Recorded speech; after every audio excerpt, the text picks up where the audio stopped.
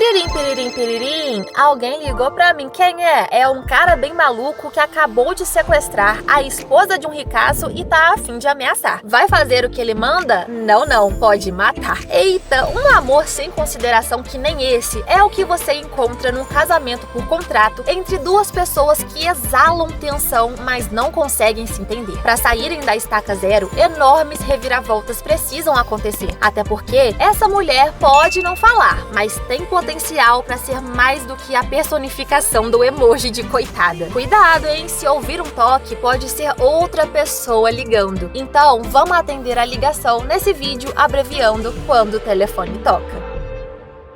Você sabe como fazer uma entrada triunfal num evento luxuoso? Não? Pois então aprenda com este homem. Ele não parece muito simpático à primeira vista e chega sozinho, mas logo uma mulher com cara de quem não quer estar ali se junta a ele. A intenção é evitar burburinhos sobre a relação deles, mas quando sobem as escadas juntos, fica impossível não atrair atenção. Tá, mas quem são essas pessoas? Ok, vamos voltar um dia atrás para conhecer Hong Hee-ju, uma intérprete de língua de sinais que trabalha num noticiário da TV. Não era a intenção dela fazer um gesto que parece obsceno em rede nacional. A culpa foi do equipamento que resolveu travar bem naquela hora. Mas quando sai do ar e vai para um lugar mais reservado, é por livre e espontânea intenção que ela demonstra o seu desgosto silencioso contra Baek Saon, o porta-voz do gabinete presidencial. Assumindo seu papel com dominância, ele emite o comunicado oficial sobre uma notícia que está mobilizando o país. E aí, gente, sabe aqueles reféns que foram sequestrados? Então, o governo vai salvá-los, mas sem ceder à pressão dos bandidos de negociar pela vida deles. Desse assunto, podemos dizer que o homem entende, porque o Saon mantém uma refém em casa, a própria esposa, a Hee-ju. O casamento deles é um combinado frio, que não envolve amor e foi arranjado por suas famílias influentes. Do lado dele, o candidato à presidência, e do lado dela, o diretor de um grande jornal que acoberta os crimes da família Baek. Coisa básica, né? E a situação já ruim consegue piorar, porque nem era pra Hee-ju ser a noiva do Saon. Quem deveria casar com ele era a primeira herdeira, a Hong In-na. Mas como a irmã simplesmente sumiu no dia do casório, a Hee-ju foi forçada a substituir o cargo vazio e desperdiçar a sua beleza com um babaquinha que não hesita em tratá-la como refém. Credo! Fora do círculo familiar, ninguém sabe quem é nem como é a mulher do Saon. E para manter esse acordo, a família dele até a pressiona a largar o emprego e fugir dos olhos do público. Gente, a mulher já não se comunica verbalmente, porque tem mutismo seletivo, e ainda tem que ouvir os outros querendo que ela seja invisível.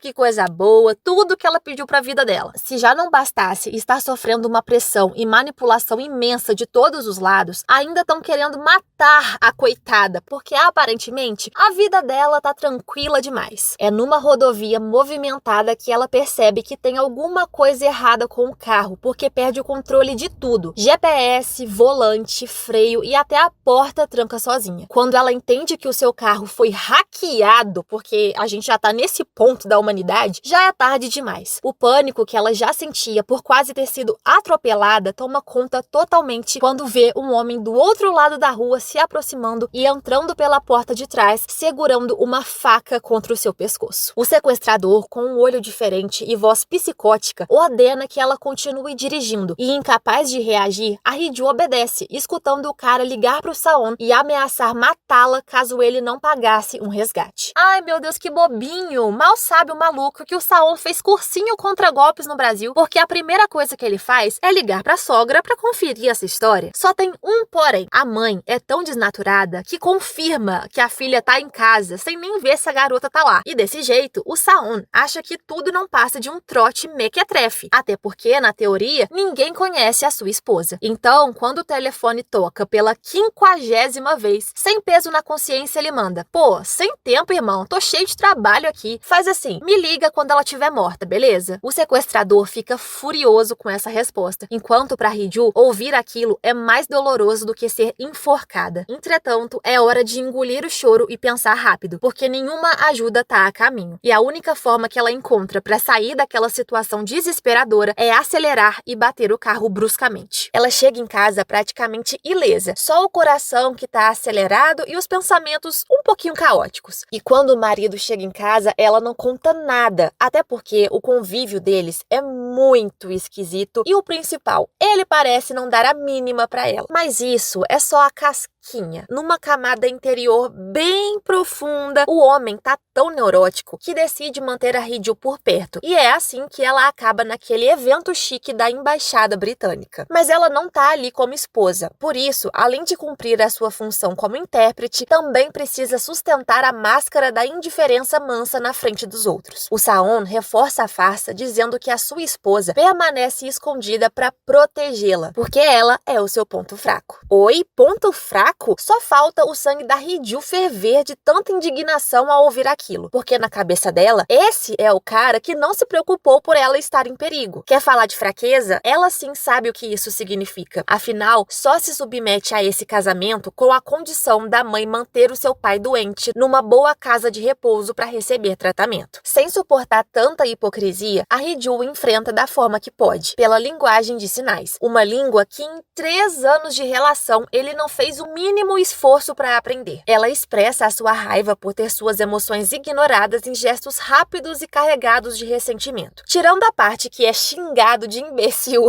porque interpreta os olhos raivosos dela, ele não entende bulhufas. Então ela sai furiosa sem perceber que este homem já demonstra sinais de ser o maior gado. Tão maluco que bebeu o vinho na exata posição da taça onde ela deixou a marca de batom. Não sabe pedir um beijo, mas sabe ficar bravo quando o sequestrador 406 volta a ligar. A voz distorcida o chantageia, mas dessa vez narrando com precisão as circunstâncias secretas do casamento por contrato, o que pega o Saon totalmente desprevenido, porque o maluco tá por perto e pode estragar a sua reputação. A proposta é clara, ou ele separa da Hee-ju ou paga uma quantia imensa pelo silêncio. E a minha cabeça, que depois dessa enxurrada de informações já estava funcionando com poucos neurônios, termina de explodir quando a primeira de muitas reviravoltas acontece. É claro que o chantagista sabe de muita coisa, porque é a Hee-ju que tá do outro lado do telefone, falando, sim, a muda está falando em palavras. Acontece que depois de gritar com o sequestrador, bater o carro e deixá-lo inconsciente, a diva roubou o celular dele e agora no banheiro se passa pelo homem que a traumatizou para traumatizar o Saon de volta. Uma torturazinha psicológica é o preço que ela escolhe bancar porque é a chance de se libertar e de ser ouvida, enquanto descarrega a raiva acumulada por ser tratada como alguém descartável. Mas parece que ele se importa mais do que deixa transparecer. Pela primeira vez, vemos o cara calculista, abalado, ao ponto de socar a parede prometendo encontrar o safado que teve a audácia de mexer com a sua pessoa. Interessante. Com medo de ser descoberta, a Hee-ju tenta sair sem ser vista, mas o Saon fica tão aliviado em vê-la segura que qualquer desconfiança passa longe. Ele quer mesmo é estar perto, muito perto, num quartinho escuro para pedir a versão dela do sequestro. E a proximidade, enquanto ele desamarra o vestido dela para conferir que sim, os machucados existem, é sufocantemente impactante. A intensidade nos olhos dele a faz se questionar. Isso tudo é preocupação ou é raiva por ter sido desafiado? Eu e você sabemos a resposta, né? Tamo craque em farejar cheiro de homens perdedores que se forçam a ser um picolé humano para esconder os sentimentos, como se a vida emocional fosse um grande pique-esconde. Mas a Hee-ju não sabe disso, né? E sem tempo para elaborar estratégias, ela tem leves momentos de piripaque, porque o seu plano quase fica a milímetros de ser descoberto várias vezes, tipo quando o Saon quer conferir os sinais do atentado no carro dela. A sorte é que o verdadeiro psicopata apagou os vídeos da câmera de segurança do painel. Então, o seu disfarce de bicha muda ardilosa ainda tá seguro, até porque, dentre todas as pessoas do universo, essa aqui, com olhos de coitadinha indefesa, seria a última que o Saon desconfiaria. Ele fica tão paranoico com a ideia da Hee-ju estar em perigo que monta uma equipe completa junto com seu secretário de confiança para uma investigação compulsiva na tentativa de rastrear as ligações, recuperar as imagens de trânsito, retirar os efeitos de voz, além de contratar contratar guarda-costas para protegê-la. Seguranças essas que falham na única função de não deixá-la sozinha. Mas tudo bem, ela tá a salvo com um antigo colega de faculdade que aprendeu linguagem de sinais só para se comunicar com ela. Alguém tá precisando aprender com ele, né, Saon? Por falar nisso, eu acho que o dito cujo preferia que ela tivesse sido abduzida por ETs do que estar junto de outro homem gato. Se o ciúmes já começou a pinicar, mal sabia ele que teria uma crise alérgica quando chega a hora do tal sequestrador 406 ligar novamente. Dessa vez, a Hee-ju se supera no improviso, porque em vez de só lançar ameaças vazias, ela adiciona um toque perigoso, uma foto provocante de lingerie na qual passou bastante tempo se contorcendo para acertar o ângulo perfeito. Quando o Saon, extremamente pasmo, se recusa a acreditar que aquela imagem é real, a Hee-ju mistura chantagem com emoção, e as consequências disso são bem arriscadas. Sem pensar direito, ela o provoca por não reconhecer algo tão básico como a perna da própria mulher, que tem uma pintinha vermelha inconfundível. E a indireta atinge o ego do Saon em cheio, porque é esfregado na cara dele que nunca a viu sem roupa, um lembrete que o casamento é pura fachada. O pior é que nem foi por falta de tentativa. No início de tudo, a Hee-ju tentou se aproximar e ser uma esposa de verdade, mas o Saon cortou isso secamente, porque não precisavam fingir ser um casal até em casa. Me pareceu um ato de consideração dele, evitando forçar atos de intimidade que poderia deixá-la desconfortável, mas para Hee-ju, que aparentava ter algum tipo de afeição, foi quase uma afronta pessoal de alguém que não sentia absolutamente nada por ela. É por todas essas coisas que no momento de raiva segurando aquele telefone, ela o desafia a conferir pessoalmente se tá duvidando. Ops! Imediatamente ela sente o impacto da frase e simplesmente surta, porque não tem mais volta. E então acontece. Lá está o Saon aceitando o desafio insano quando puxa as cobertas e termina em cima dela, a avaliando com tanta eletricidade que deve ter arrepiado até os cílios dos olhos de coitadinha dela. Mas nada acontece, porque não é do seu feitio despir alguém sem autorização. Então ele sai do quarto, a deixando sozinha para se recuperar. Depois disso, tudo que ela quer é manter uma distância segura para o seu coração não sair pela boca de novo. Mas é difícil isso acontecer quando na manhã seguinte ela se depara com a cena inesperada do seu marido esperando para preparar o café da manhã dela.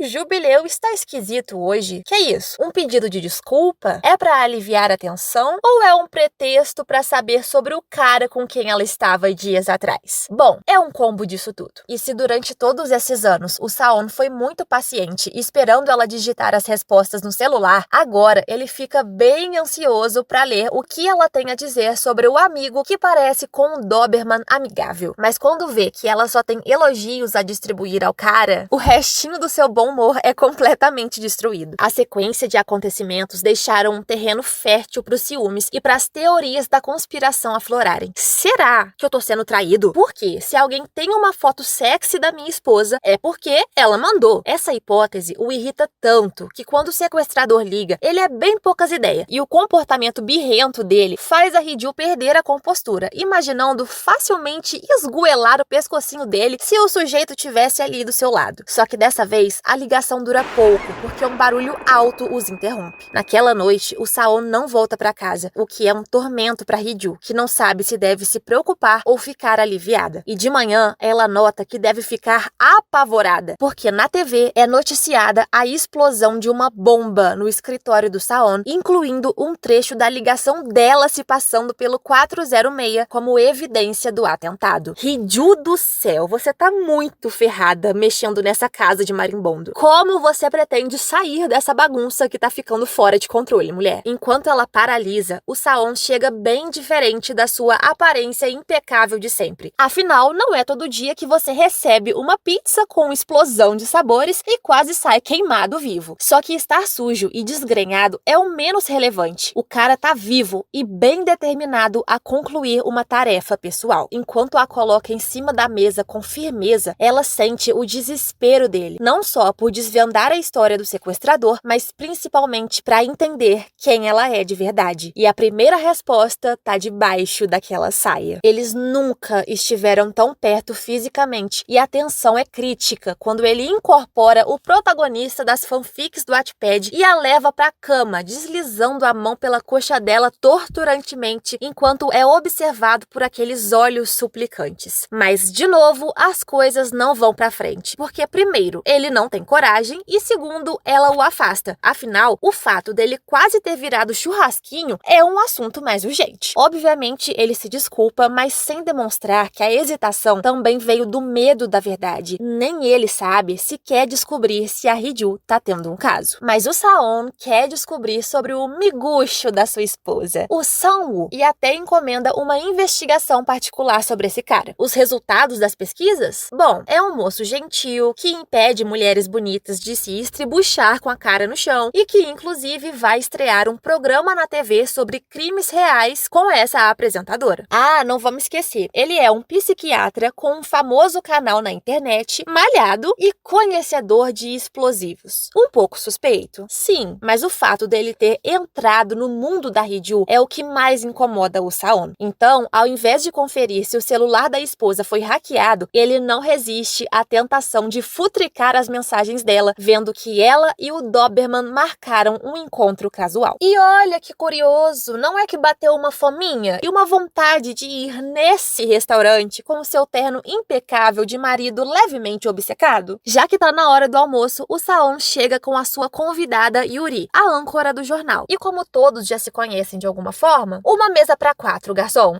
A comida desce arranhando a garganta do Saon, porque ver outro homem sendo extremamente cuidadoso com a sua mulher, conversando com ela em língua de sinais para que ninguém os entenda, nossa, isso aí exige muito autocontrole para não virar um pincher raivoso. Todos na mesa ficam confusos quando o porta-voz bombardeia o Saon com perguntas, obviamente sem saberem que ele não é um simples curioso sobre psiquiatria, mas sim um marido ciumento disfarçado marcando território num interrogatório falsamente casual. A Hee-ju quebra a atenção carregada e assim que estão sozinhos, ela digita irritada suas perguntas, querendo saber por que ele tá a espionando. E a resposta não poderia deixá-la mais confusa, porque de repente ele age como um dramático apaixonado, se lamentando por ela saber mais sobre outro homem do que o próprio marido que já conhece há 20 anos. Sim, 20 anos que inclusive os dois vivem no meio de intrigas das suas famílias poderosas, com relações tóxicas e segredos sombrios. Que delícia! Para começar, o pai do Saon tá obcecado em ganhar a presidência e para construir a sua campanha política perfeita, ele quer arrastar o filho nessa escalada de poder, mesmo que seja totalmente contra a vontade do Saon. A relação dos dois é tão fria e calculada que parece mera questão de negócios. E isso faz sentido quando o senhor dá a entender que o Saon não é quem todos pensam. Seria o nosso marido um substituto de alguém também? Talvez um filho bastardo? Porque um herói para sua esposa eu já entendi que ele é, quando não hesita em defendê-la do pai dodói da cabeça que, além de ofendê-la sem parar, ainda tem um ataque de raiva gratuito arremessando uma taça neles. Por falar em esposa, a relação da Hee-ju com a família é mais do que esquisita. É doentia, porque para ser aceita pelo padrasto poderoso, ela precisou pagar um preço altíssimo. Depois de um acidente trágico na infância, a mãe da Hee-ju a forçou a fingir ser muda, porque ela não podia ser a única sobrevivente que saiu intacta quando a filha biológica do diretor ficou surda e o filho dele já tinha morrido. Como a Úrsula da Pequena Sereia, a mãe roubou a voz da própria filha para causar pena e evitar serem expulsas. Que maluquice, gente. Certeza que essa aqui é a representação fiel da minha cabeça agora. Eu tô quase me matriculando numa faculdade específica para entender tantos detalhes, uai. Dessa forma, a Hee-ju aprendeu a se esconder num silêncio imposto. E foi nessas condições que ela conheceu o Saon numa festa das duas famílias ricaças. A primeira interação deles foi baseada numa troca de pratos, já que ele estava sendo obrigado a comer algo que odiava, enquanto ela era impedida de comer. O que significa que ele nunca ouviu a voz dela. Claro, nunca ouviu sem um efeito distorcido, porque a Hee-ju continua ligando como o Psico 406. Mas a sua estratégia carece de substância, porque ela nunca pensou num motivo coerente para justificar por que um sequestrador desejaria um divórcio. As ligações agora soam mais como uma provocação do que ameaça, o que irrita o Saon profundamente, porque ele não admite permite que um sujeitinho desse se meta no seu casamento.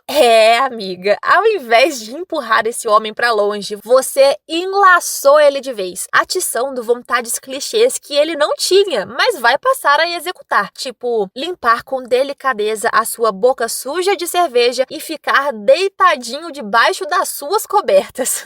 Ok, sem o seu travesseiro, mas na sua cama, do seu lado, enquanto te observa de pertinho pegar no sono, conferindo que você está segura ali. O problema é que existe um psicopata perigoso de verdade à solta por aí, e ele não tá sozinho. Na verdade, o sequestrador é só um faz-tudo de alguém maior, um superior que dá ordens e tá por trás arquitetando planos para ferrar o Saon. E a próxima ordem é aterrorizar um pouco mais a Hee-ju, que já tá paranoica, quase exorcizando o seu carro mal assombrado. Só que o próximo truque é mais cruel ainda, porque a atinge onde mais dói, o seu pai. Apesar dele não a reconhecer mais por causa do Alzheimer, ele é o único refúgio da Hee-ju. É com quem ela pode ser ela mesma e desabafar a sobrecarga que sente. Mas o próximo encontro entre pai e filha não é nada bom, porque é intermediado pelo verdadeiro sequestrador 406. O maldito, venenoso como uma cobra, que a gente não conhece a fuça, captura o senhor vulnerável e numa chamada horripilante pra Hee-ju faz questão de brincar com o medo dela, a mandando não desistir do que começou, porque senão as coisas não vão ficar legais. Por sorte, por enquanto, isso foi só um aviso sombrio. O seu pai tá bem, mas ela tá completamente horrorizada, porque o perigo tá muito perto e definitivamente o trem saiu do trilho. Enquanto é acompanhada por policiais, ela se sente tão mal que precisa descer da viatura e vomitar na estrada. Quando ela se convence de que tá num buraco profundo sem ninguém ao seu lado em quem possa confiar, o Saon surge como uma miragem da salvação, com uma escolta policial completa. Mas a gente não precisa só de uma caminhada gloriosa em câmera lenta. Atitudes também são necessárias e o homem tem a oferecer. Quando a ajuda com delicadeza e responde aos policiais com uma convicção inabalável que aquela mulher é a esposa dele. Ok, por essa confissão ninguém esperava. Só que ainda é um cadinho cedo para revelar para o mundo inteiro que são um casal. Então, o famoso porta-voz pede para os policiais não espalharem a notícia. Agora, se eles dão licença, ele tem um papel de marido a assumir. Sozinhos no carro dele, o Saon conta que também o ligaram da casa de repouso e a Hee-ju desaba num choro alto. Isso o choca completamente, porque pela primeira vez na vida, ele escuta um som vindo dela, mesmo que sejam soluços cheios de angústia. É como se ele estivesse presenciando algo devastador e sagrado ao mesmo tempo. Mas logo ele suaviza e a incentiva a não reprimir as emoções. Chore o quanto precisar. Mesmo ainda abalada, a Hee-ju precisa seguir em frente. E já que não consegue jogar o celular fora sem ter que brigar pelo saco de lixo com o Saon,